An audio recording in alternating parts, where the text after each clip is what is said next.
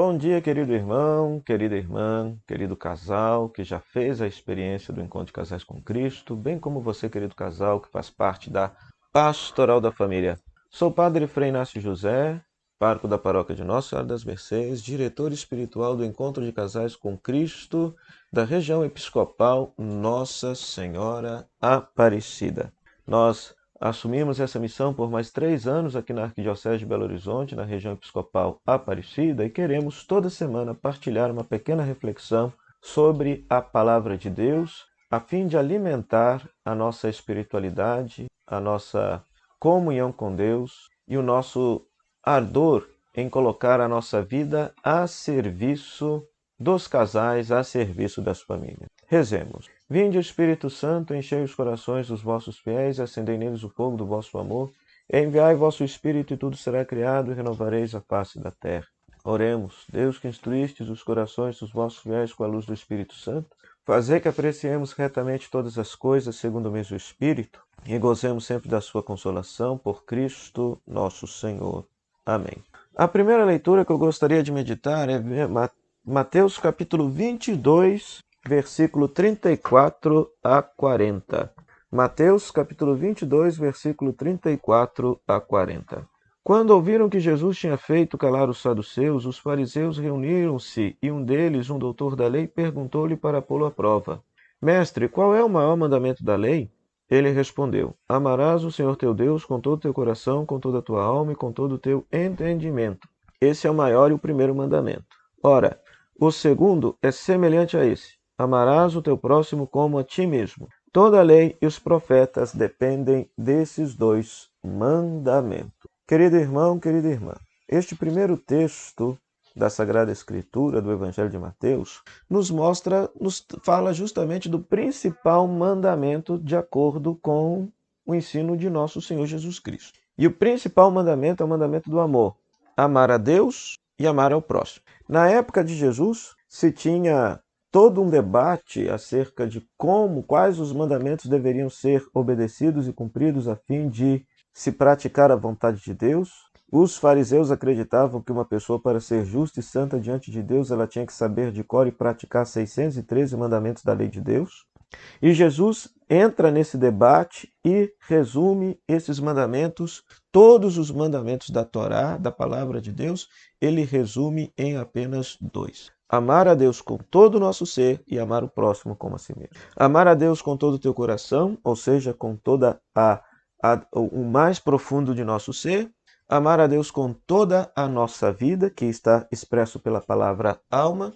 Amar a Deus com todo o nosso entendimento, ou seja, com a nossa inteligência, gastar a nossa inteligência para entender, compreender os mistérios de Deus em nossa vida. Aqui eu sempre gosto de pensar que nós, cristãos católicos, somos bastante defasados nessa terceira parte. Muitos ficaram apenas com aquela formação catequética de primeira comunhão e crisma e depois nunca mais estudaram religião, aprofundaram a sua fé. Então, é necessário e interessante que o ECC ele tem essa proposta, é um serviço escola de formação pastoral, de formar os casais justamente na fé católica, na doutrina católica e no serviço pastoral para que possam, enquanto casal, dedicar a sua vida à igreja. E tudo isso aliado ao amor ao próximo. É interessante perceber que na fé cristã, Deus se fez pessoa humana. Por isso, a pessoa humana é o lugar teológico por excelência no qual nós amamos a Deus. João, lá na sua carta, vai dizer: eu não amo, se eu digo que amo a Deus e não amo meu irmão, eu sou mentiroso, pois como posso dizer amar a Deus a quem não vejo, se sou incapaz de amar o próximo a quem vejo? E isso dentro do sacramento do matrimônio é primordial. Então, o testemunho maior do amor a Deus que o casal dá é sobretudo no amor para com a sua esposa, no amor para com seu esposo, no amor para com os filhos que vieram desta união.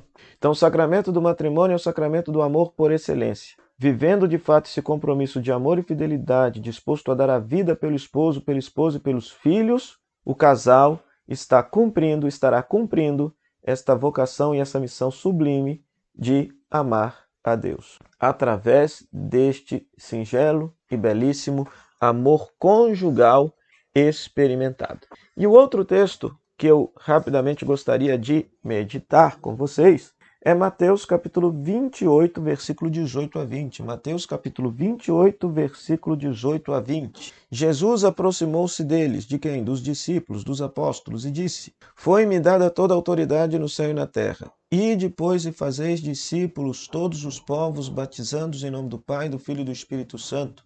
E ensinai-os a observar tudo o que vos mandei. Eis que estou convosco todos os dias até o fim dos tempos. É o final do Evangelho de Mateus, no qual Jesus, já ressuscitado, Senhor da história, ele mesmo vai dizer que toda a autoridade lhe foi dada, então pela ressurreição ele tem toda a autoridade no céu e na terra. E agora ele envia a igreja em missão, com a seguinte missão: de fazer discípulos todos os povos, ou seja, de ensinar todos os povos a seguirem a Jesus, a batizar esses povos em nome do Pai, do Filho e do Espírito Santo. E aqui o batismo, além de ser o rito do batismo, tem um sentido muito mais profundo, porque a palavra batizem em grego significa mergulhar. Por isso, o rito do batismo se mergulha a pessoa na água. Mas a água é um símbolo do próprio Deus. Ou seja, mergulhar as pessoas em Deus. Quando se diz batizar em nome do Pai, do Filho e do Espírito Santo, significa que por aquele gesto a pessoa agora entrou numa relação, numa aliança, numa comunhão de vida com o Pai, o Filho e o Espírito Santo. Ela foi mergulhada em Deus e deve, a partir daquele momento, viver toda a sua vida em Deus. Em Deus. Então essa é a grande missão da igreja, e por que não dizer também a missão das famílias, a missão dos casais que vivenciaram esse ser, a missão da pastoral da família, de fazer com que as pessoas possam fazer uma profunda experiência de Deus, perceberem que elas estão mergulhadas em Deus, que Deus as envolve como um todo, que Deus as envolve por inteiro. E ainda tem mais uma coisa: ensinai-os a observar tudo o que vos mandei. Ou seja, de forma concreta, a igreja, as famílias, o ECC, tem a missão de ensinar os casais, as famílias, a viverem e a praticarem tudo aquilo que Jesus nos ensinou. E a gente só sabe aquilo que Jesus nos ensinou se a gente medita o Evangelho, pois é no Evangelho que está, sobretudo, aquilo que Jesus nos ensinou. Voltar à fonte principal, que é o Evangelho, que é a palavra de Deus, pois ali nós vemos qual que era a vida de Jesus, qual que era a prática de Jesus, o que Jesus ensinava acerca do mistério de Deus. E por fim, uma palavra de consolação. Eis que estou convosco todos os dias até o fim dos tempos. Ou seja, Jesus promete que não abandonará a igreja nessa missão. Jesus promete que não abandonará o ECC, a pastoral da família, as famílias e os casais, nessa bonita missão de evangelizarem, de testemunharem Jesus ressuscitado. Bonito perceber, portanto, aliando as duas leituras, que aquilo que Jesus nos ensinou foi amar a Deus sobre todas as coisas e o próximo como a si mesmo. Então, essa é a nossa missão.